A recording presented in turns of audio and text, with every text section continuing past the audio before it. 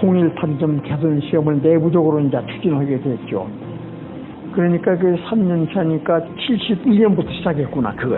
그런데 72년부터 시작했는데 분명히 그렇게 하루아침에 나옵니까? 72년 말에도 분명 안 나와. 73년 말에도 분명 안 나와. 농촌진흥에서 얼마나 초조했겠어요. 농수산부에서는 통일 분명 거기다 치워라. 그 품종 낮게도 되지 않는 것, 쌀이 그렇게 생긴 것을 어떻게 하라고 그걸 물을 붙이냐. 농림수산부에서는 총례 반대를 한 거예요, 그게. 그렇게 시작해가지고 안 되고. 근데 그때 이제 그 74년에 유신 품종을 이제 딱 대핀 거예요, 그게. 근데 그것이 이제 저도 이제 최종적으로 이제 선발 과정에 제가 관여를 팽팽히 됐지만 답변 3세대부터 제가 관여가 됐던 것 같아요. 그게 어떤 특징이 있었냐면은 쌀이 우선 좋아. 쌀이 보니까 그래놓고 똑같았어요. 통일하고 같은 수준의 소량. 늦게 심어도 출수가 지연이 안 돼. 그런 장점이 있었어요, 그게. 그래서 통일 품종 중에서 만식성, 그리고 이제 늦게 심어서 출수가 지연이 안 된 품종은 난 유신이라고 보고 있어요. 통일계 품종이 이제 우리가 40개 난다는데 40개 중에 유일하게 그것이 만식성이 가지고 있는 그런 품종이었어요. 하루 내가 이제 그 논에 나가 있는데 이 양반이 이제 혼자 와. 그 김현 씨가 초조하니까 막 돌아다녀요. 사실은 육정에 관여했던 사람들의 관심도 크고 참 초조했지만은 아마 김인환 청장처럼 초조했던 사람이 없었던 것 같아요. 왜 그러냐면은 그 사람의 통일 품종 육성을 주도했고 보급을 주도했기 때문에 박정희 대통령 밑에 있으면서 굉장히 심적 부담이 컸죠. 통일 품종을 대체할 품종을 하루빨리 만들어서 보급을 해야지. 이런 생각밖에 없었던 거예요. 그러니까 그분이 하여간 틈만 있으면은 현장을 돌아다녀요. 그래서 제가 이제 그 74년 가을에 이제 포장이 나와 있는데, 그분 혼자 왔어. 김인환 청장이, 어디 조금 한번 보자. 어디 쓸만한 거 있으면 보자고 그러거든요, 그 양반이. 와가지고. 그 사람도 이제 육종을 실무 육종에 깊이 관여했던 사람은 아닌데, 그 사람이 이제 말은 육종을 전공을 했다고 그래요. 이제 내가 이제 포장을 따가려니까 그 사람이 김인환 청장이 탁 치면서 이것이네, 이거. 그래서 나는 이제 그걸 해가지고 한 2년 더 시험을 내가 해보려고 그랬어요. 근데 김인환 청장이 이것이다는 게 이거. 계약서. 그래서 이제 밤마다 한번 보자고 그래요. 그래서 바로 그 도정을 했죠. 그 전에 종자기 등 가지고. 밤맛 밥도 먹고, 좋다. 그 밥을 또 싸달라고 그래요. 밥을 싸가지고 이제 그 양반이 돌아가셨어요. 그럼과 동시에 75년에 바로 필리핀에 가서 대량 중식을 해라. 그러면서 저를 그냥 수원으로 그냥 전출을 시켜버리는 거예요, 그냥. 그래서 제가 그 10월 17일 날 수원 육종과로 제가 전출이 돼버렸잖아요. 그러면서 그 74년 이제 12월 달에 바로 그냥 국제미장연구소를 내가 파견이 돼버렸잖아요. 중식을? 그래서, 그 15헥타를 중식을 해라. 마을이 1헥타가 3,000평입니다. 이제 1정보. 15정보에다가. 그래서 그걸 제가 가지고 비행기 3대 싣고 왔잖아요. 이 싣고 온 게 몇 년도였어요? 75년 4월 초에. 거기서도 아주 나랑 농사가 잘 됐어. 그래갖고 필리핀 사람들이 와가지고 그 논두렁 가상에 있는 종자를 다 훑어가 버렸어. 필리핀 사람들도 이거 좋다고 그랬다고.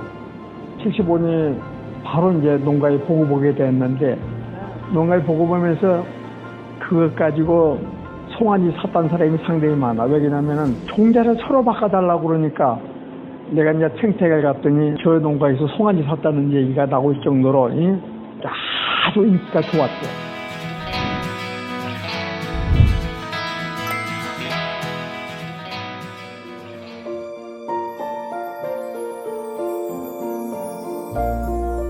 그래서 이제 76년도 이제 초창기에 이제 옥수 품종 개량이 이제 합성 품종에서 교잡종으로 이제 바꿔질 때 제가 이제 옥수팀에 이제 합류를 한 거지요. 처음 나온 교잡종이 수원 19호, 수원 20호, 수원 21호였던 거예요? 예, 그때 이제 나왔습니다.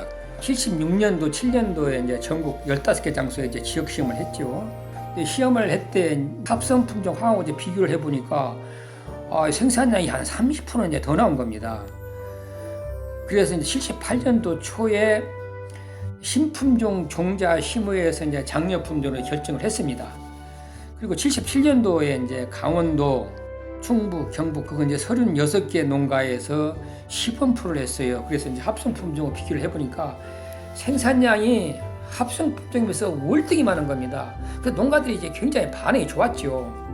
이제 수원식과 이제 보급이 되고, 이제 우리나라 이제 단위 밀려자 옥수수 생산량이 이제 획기적으로 이제 증수가 됩니다.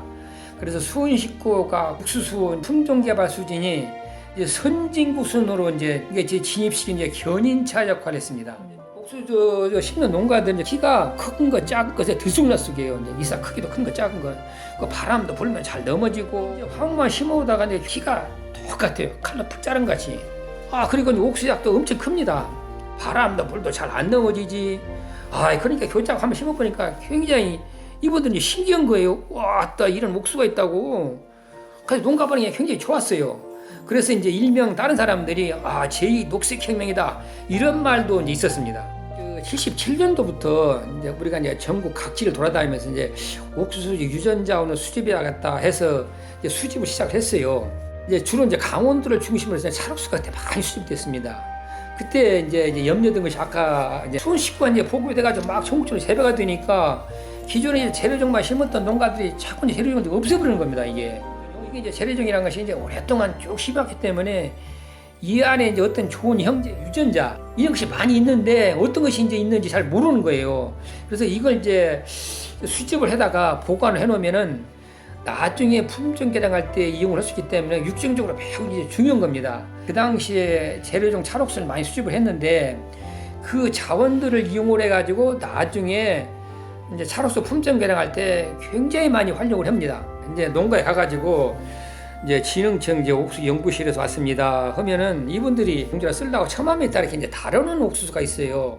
이분들이 이제 옥수수 몇 개 이제 따주는 겁니다. 그런데 쭉 이제 수집을 하다가 저희들이 보니까 이제 농가에서 수집한 것보다는 우리가 밭에서도 이렇게 눈으로 보고 좋은 걸 한번 가지고 가자 해가지고 이제 밭에 들어가서 이제 옥수수를 따는데 이 밭주인이 나타나가지고 이야, 당신들 뭐가 부족해가지고 옥수수까지 다 따가냐고 막 이제 뭐라고 하면서 이제 오해도 많이 받지요. 그 수집에다가 이제 좋은 품종 만들어 많이 이용을 합니다. 그러면 이분들이 이제, 그럼 더 따가라고 해서 막 이분들이 막 따가지고 이제 저희들 막 주는 거예요. 그래서, 참 시골 인심에서 굉장히 후회했습니다. 그래서 참 그걸 보면 굉장히 기분이 이제 좋았습니다.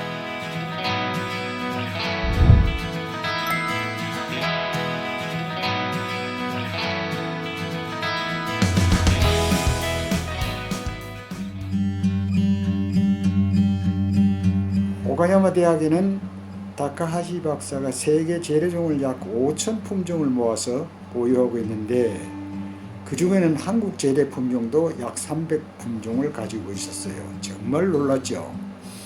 우리나라에도 없었던 재래 품종을 보존하고 있으니까요. 그래서 어떻게 구했느냐고 물었더니 자기가 1940년부터 한국의 시험장과 농산물 검사소에 부탁을 해서 수집한 것이라고 해요.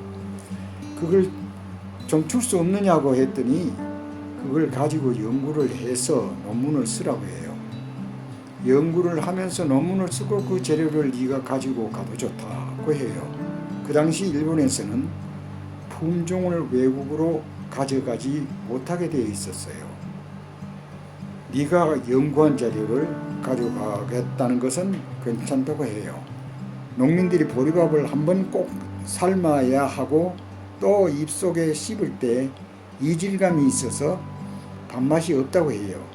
통일벼가 밥맛이 없는 것을 찰성인자를 넣어서 통일찰이 나왔는데 우리도 찰보리를 만들 수 없나 하는 생각을 했어요. 그러다가 다카하시 교수가 우리나라에 와서 일주일 정도 있다가 가는데 그때 내가 질문을 했죠. 아니, 쌀은 통일차를 만들어서 밥맛 개선이 됐는데 보리를 한국 사람들이 식량이 모자라서 먹지만 이걸 어떻게 좀 맛있게 하기 위해서 찰기가 있게 쌀처럼 만들었으면 좋겠는데 방법이 없겠느냐고 물었더니 내가 수집한 너희 나라 재래종에 찰보리가 있더라. 그래요. 그때까지 우리는 찰보리가 있는지도 몰랐어요. 그 당시에는 우리나라에는 찰보리가 없으니까 내가 너희 나라 품종과 일본 품종 등 찰보리 7개 통을 가지고 있다고 해요. 그게 재래 품종 보존의 중요성이에요. 그래서 부탁해서 보내왔어요. 그 찰보리를 이용해서 우리나라 보리 품종의 찰보리 인자를 넣었어요. 그리고 성공을 했죠. 그래 밥맛이 상당히 개선됐어요. 지금 먹는 보리쌀은 거의가 찰보리입니다. 세계 각국에서 경쟁적으로 연구하여 한때 찰밀 연구 붐이 일어났습니다. 그러나 우리나라는 전혀 연구되어 있지 않았고 찰밀 육성에 필요한 유전 자원도 없었습니다. 이런 시기에 일본 찰밀 연구 현황을 파악하기 위해 1996년 일본에 가게 됐습니다. 주목적인 찰밀 유전자를 가진 품종을 수집하기 위하여서였습니다. 주수 시험장을 거쳐서 주곡 시험장을 방문했을 때 옛날의 친구인 실장이 찰밀에 대한 설명과 포장에서 초장이 20-30cm 자란 찰밀 식물체를 볼 수 있었습니다. 이곳에서 찰밀 식물체를 어렵게 구해서 종이컵에 넣어서 소형 여행용 가방에 넣고 밤에는 호텔에서 전등 조명에 동화작용을 시키는 등 남몰래 9일 동안을 지내다가 3월 28일 귀국하였습니다.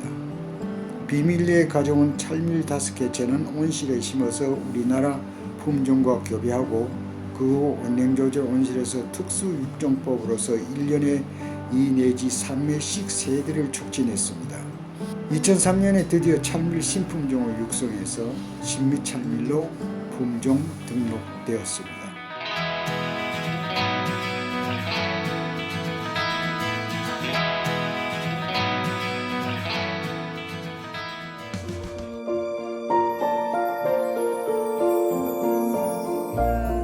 거를 직접 이제 하신 거는 여기 좀 들어오시면서 교배하는 것도 이제 보통 어려운 게 아니라 사실 콩꽃이라는 게 눈에 잘 보이지도 않아요. 더구나 암술 수술은 그 뭐 눈이 밝아야 보일 정도는 작으니까 그거를 뽑아내고 수술을 뽑아내고 걷다가 화분을 받아갔다가 이렇게 넣어줘야 되니까 거기 수술과 암술이 같이 있는데 열리기 전에 이미 수정이 되거든요. 그러니까 그걸 열어가지고 수술을 먼저 제거해야 돼. 콩꽃이 한 엄지손가락 한 마디 정도 되는. 아이고 콩꽃이라는 건 거의 요만하지 요만. 그 속에 저게 들어있으니까 오죽하면 어떤 친구는 교배하기가 힘드니까 하니까 들어 자다가 과장한테 혼나겠더라고.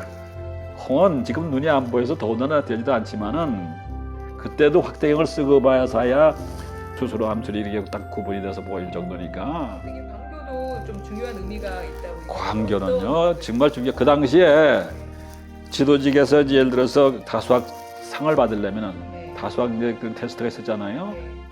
다수학을 하려면은 우선 장려 품종 광교를 심었어야 돼.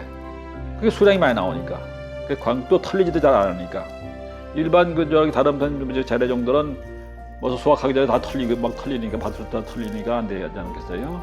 근데 광교는 이제 탄립성을 이게 탄립이 안 됐던 거도 선발했으니까 나중에 이제 SMV 소비 모자익 바이러스 때문에 사실은 그것도 계저형 바이러스 때문에 폐쇄가 되고 말았지만은 그 당시 품종으로는 아주 대단했죠 인기가. 그래서 광교가 분명히 굉장히 인기가 대단했던 겁니다. 팔달콩은 언제 나온 거예요? 팔달콩이 먼저 나왔죠. 근데 팔달콩은 내놓고 보니까 발로 차도 안 쓰러질 만큼 강했는데 입질이 이제 우리나라 사람들은 우선 알이 커야 돼. 우선 다수성이고 쓰러지지 않고 레드복성이고 하니까 이제 선발이 되고 또 물론 계저바이러스도 강했고. 그러면 이게 팔달이면은 수원에 있는 팔달산 그렇죠. 있는데 그 이름을 그러니까 그 당시는 광교로 시작해가지고 다 산 이름을 땄어요 다. 도교산 뭐 이런 식으로다가 하여튼 광교산, 덕유산, 팔달산. 네, 정주국이라는 건 어떤 의미예요? 콩이 태초의 시작을 우리나라에서 했다는 얘기죠. 원산지가 남만주를 중심으로 한 한반도가 원산지예요.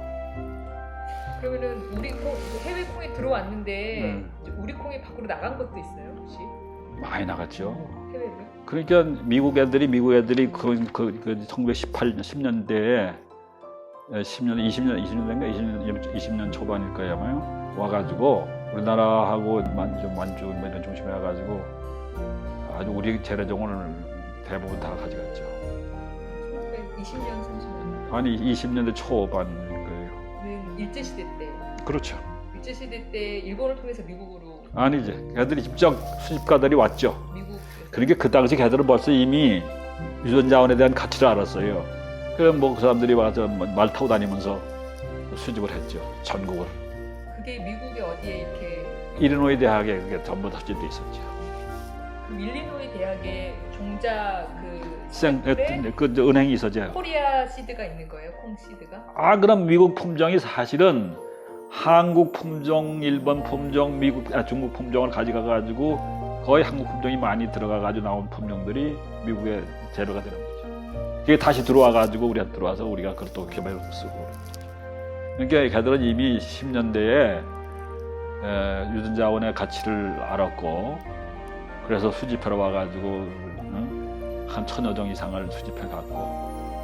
그러면 이 1910년대 말고 그 이후에 이제 교배된 것들이 수출까지 나가거나 그런 경우도 있나요? 콩이라는 건 자기성 작물이기 때문에 그건 가져가면 그대로 유전자로 쓸 수가 있는 거예요. 예를 들어서 한 번 이런 일이 있었어요. 참 기가 막힌 일이지만은 지금도 그건 모르지 어떻게 북한이 가져갔으라고 생각하는데 아니면 우리 어디 남부 시험장에서 와가지고 가져갔는지 79168 그게 팔달콩을 만든 조합이거든요. 74185는 예를 들어서 독일콩을 만든 거고요. 근데 그게 좋다는 거를 막 이제 우리가 떠버렸을 거 아니에요. 3세대, 4세대를 우리 콩밭에 밤에 누가 와가지고 딱 훑어간 거예요. 우리 계통을. 그러니까 북한에서 가져갔는지 어디서 가져갔는지는 모르지만 근데 왜 북한에서 가져갔다고 말씀하세요? 그게 언론에 막 그냥 7968 조합이라는 게 좋다고 막 사진이 대문짝 같이 나오고 막 그러니까 그때 그거 참 맨날 했을 때 굉장했었어요.